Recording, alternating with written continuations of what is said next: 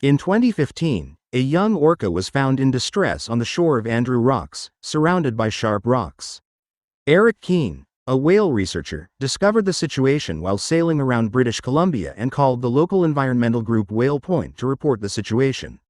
Orca experts realized that the orca pods in the area would often collaborate to hunt seals for food, with some orcas chasing the seals towards the shore while others patiently waited to spring the trap. The young female orca miscalculated her position and found herself in shallower and shallower water until there was no way to extricate herself from where she lay wedged between the rocks. Janie Ray and Herman Muter, working closely with Eric, raced north to join him in Squally channeling the situation and contacting Gitga's guardians at Hartley Bay and Fisheries and Oceans Canada DFO, both marine organizations.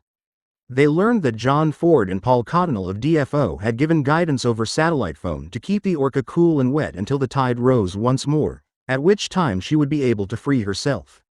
However, the tide wouldn't rise again for another 8 hours, so the marathon rescue began. The orca was anxious about their intentions and the discomfort it would cause. Eric ingeniously put together a makeshift water pump from a hose and some duct tape and worked the pump for Herman, who used the hose to soak the orca with cooling seawater.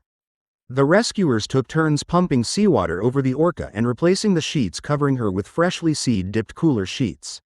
As the sun rose to its zenith at noon, the cloud cover dispersed and the heat of the day began to rise in earnest. The rescuers were concerned about the potential danger to the young orca, who was only 9 years old and had an average life expectancy of 30 to 50 years. The sun's heat and dryness made it necessary to protect her delicate skin. The water pump eventually broke, and the sea began to rise again after 9 exhausting hours. The rescuers removed the sheets from the orca's body and head, and the pile-low case from her dorsal fin. As the water level slowly increased, the orca began to cry out, and Eric placed a hydrophone into the water and played the rescue as the orca song. She vocalized over and over, calling for a response from her family.